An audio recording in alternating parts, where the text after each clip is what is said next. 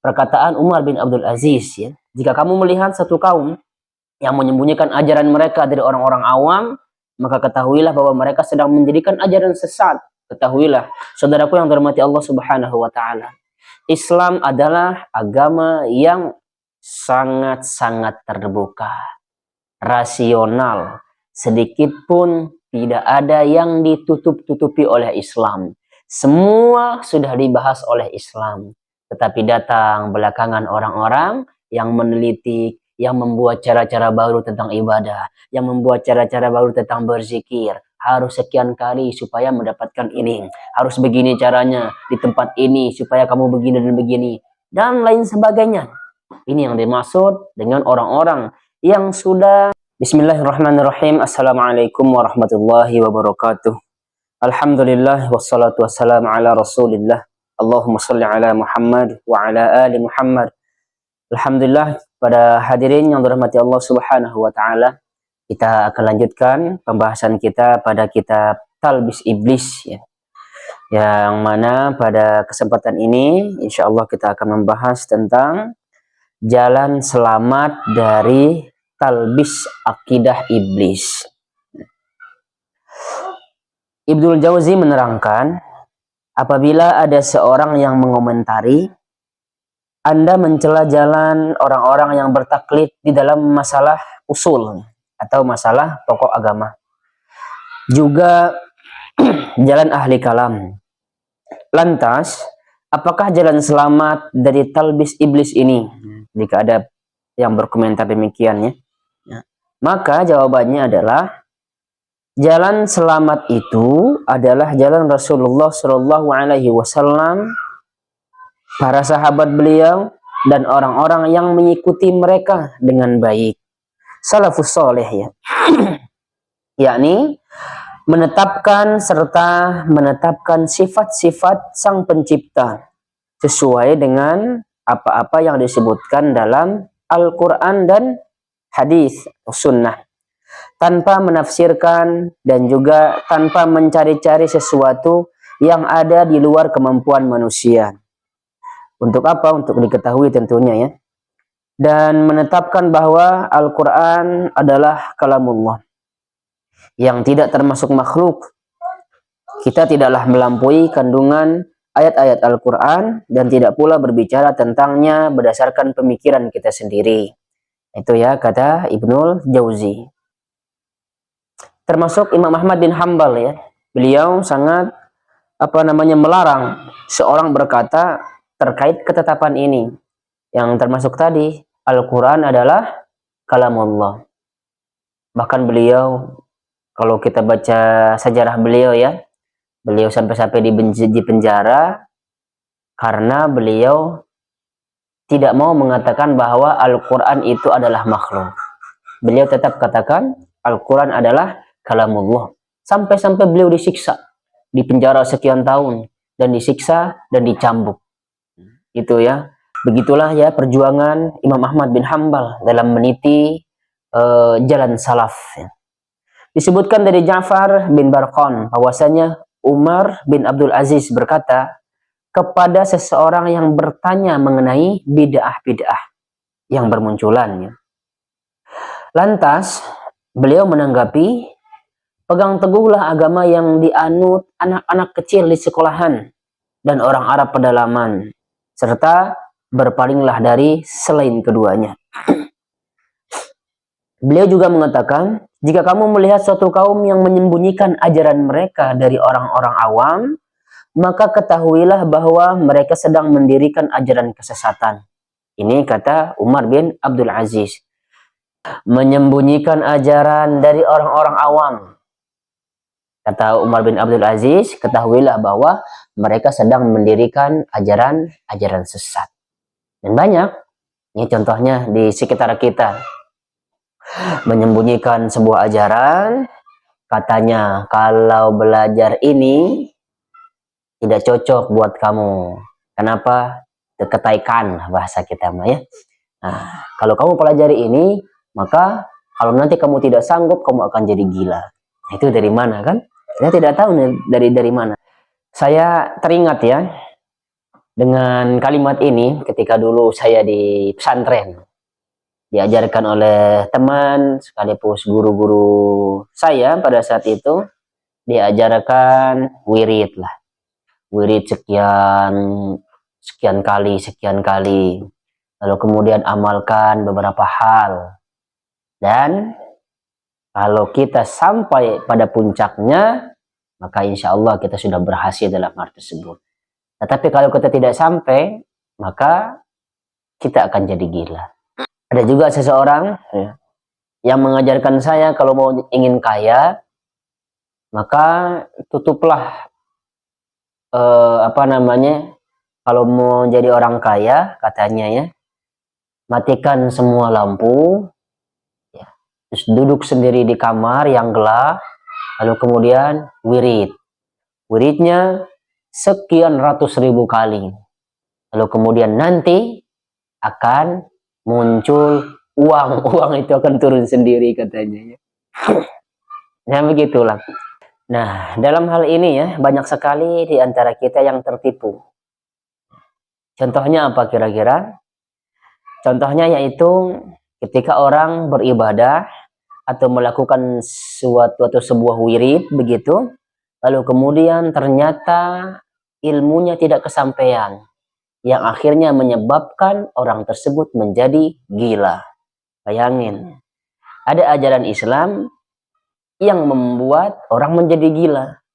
Ini ajaran dari mana coba? Kan nggak ada ini ya. Tapi sering sekali dulu waktu di pesantren mah ya. Atau di pesantren dulu sering sekali kami ya diajarkan wirid ini, diajarkan wirid itu.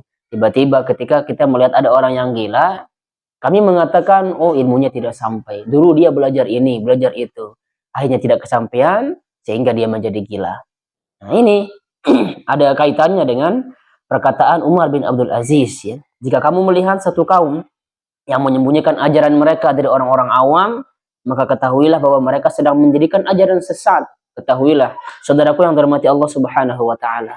Islam adalah agama yang sangat-sangat terbuka, rasional, sedikit pun tidak ada yang ditutup-tutupi oleh Islam. Semua sudah dibahas oleh Islam. Tetapi datang belakangan orang-orang yang meneliti, yang membuat cara-cara baru tentang ibadah, yang membuat cara-cara baru tentang berzikir. Harus sekian kali supaya mendapatkan ini. Harus begini caranya di tempat ini supaya kamu begini dan begini. Dan lain sebagainya. Ini yang dimaksud dengan orang-orang yang sudah terperangkap dengan tipu daya iblis yang mengatasnamakan agama, mengatasnamakan zikir, mengatasnamakan tarekat dan yang lainnya. Itu hati-hati ya. Lalu kemudian Umar bin Abdul Aziz pernah menulis sebuah surat kepada salah satu pegawainya yang isinya, aku berwasiat padamu agar selalu bertakwa kepada Allah, mengikuti sunnah Nabi, dan meninggalkan perkara baru yang diada-adakan oleh ahli bid'ah sepeninggalan beliau. Ketahuilah, siapa saja yang menerapkan suatu sunnah, seraya dia mengetahui bahwa suatu yang menyalahinya adalah salah, keliru, dan juga berlebihan, maka sungguh para salaf terdahulu pun bersikap menahan dan mencukupkan diri darinya berkat keilmuan dan ketajaman pandangan mereka. Coba, para sahabat, para tabi'in ya sudah mencukupkan dirinya terhadap apa yang dijelaskan oleh Rasulullah, apa yang dipraktekkan oleh Rasulullah, dan apa yang ditetapkan oleh Rasulullah Shallallahu Alaihi Wasallam. Tidak membuat perkara-perkara yang baru, tidak membuat suatu hal yang kita katakan itu adalah bid'ah.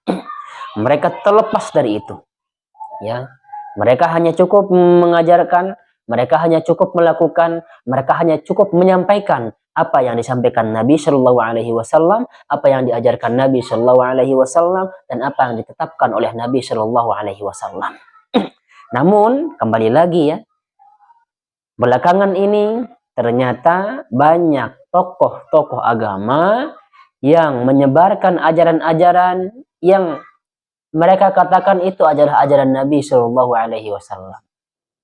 Termasuk saja yang kemarin ya, Yang kemarin ada tokoh agama yang berceramah di malam perayaan Maulid Nabi itu ya. Dia katakan, barang siapa yang mengagungkan hari kelahiranku, maka aku yang akan mensyafaatnya nanti di akhirat. Itu kan luar biasa pembodohan publiknya. Padahal tidak kita temukan di kitab-kitab hadis manapun ya tentang riwayat-riwayat ini. Dan sama sekali tidak ada asal usulnya. Nggak ada asal usulnya ya. Alias hadis ini adalah hadis batil. Dalam riwayat yang lain dari Umar disebutkan, padahal mereka lebih mampu menyingkap berbagai perkara. Tidak ada yang mengadakan perkara baru kecuali orang yang tidak mengikuti jalan ataupun tidak suka terhadap mereka. Namun, ada sejumlah kaum yang kurang hormat terhadap mereka sehingga menjadi hina, kata beliau. Dan ada pula yang terlalu memuja mereka sehingga bersikap berlebihan. Masya Allah, luar biasa ya. Ada yang tidak suka kepada para sahabat sehingga membuat ajaran-ajaran baru. Ya, yang mengatasnamakan Nabi Shallallahu Alaihi Wasallam, mengatasnamakan cinta kepada Nabi Shallallahu Alaihi Wasallam. Ada juga sebagian orang yang terlalu berlebihan memuja mereka, sehingga apa? Berlebih-lebihan jadinya. Buktinya ya banyak sekarang berlebih-lebihan terhadap para habaib, berlebih-lebihan memuji mereka, berlebih-lebihan khidmatnya kepada mereka, terlalu berlebihan menghormati mereka sampai-sampai apa yang mereka katakan itu sudah pasti benar sehingga diikuti oleh para jamaahnya. Inilah ya talbis iblis yang sekarang-sekarang ini sudah marak yang terjadi. Lalu bagaimana cara kita menyikapinya? Bagaimana cara kita selamat ya agar terhindar dari talbis iblis tersebut? Lalu bagaimana cara kita supaya kita selamat dari talbis iblis ini? Seperti yang tadi yang di awal, kita harus tetap berpegang teguh kepada sunnah Nabi Shallallahu Alaihi Wasallam dan pemahaman para sahabat. Ketahuilah semua orang akan mengaku dirinya ahlu sunnah wal jamaah. Semua orang mengaku dirinya selamat. Semua orang mengaku dirinya benar. Akan tetapi lihat bagaimana pemahaman mereka. Itu yang intinya yang harus kita ambil dari mereka. Lihat pemahamannya. Banyaknya literasi, banyaknya buku bacaan, belum tentu pemahamannya benar. Belum tentu pemahamannya seperti pemahaman para generasi salaf. Oleh karena itu, lihat pemahaman dia, bukan melihat bagaimana tenarnya dia. Kita harus berpegang teguh ya kepada sunnah. Kenapa? Karena yang memegang teguh sunnah dengan erat ini sedikit sekali. Nah, jadi kesimpulannya adalah berpegang teguhlah kepada sunnah Nabi Shallallahu Alaihi Wasallam, jauhi perkara-perkara bid'ah, jauhi perkara-perkara yang diada-adakan dalam urusan agama ini. Itulah ya pembahasan singkat pada kali ini tentang jalan selamat dari talbis iblis. Mudah-mudahan ini ada manfaatnya. Subhanakallahumma wa bihamdika asyhadu an la ilaha illa anta astaghfiruka wa atubu ilaik. Assalamualaikum warahmatullahi wabarakatuh.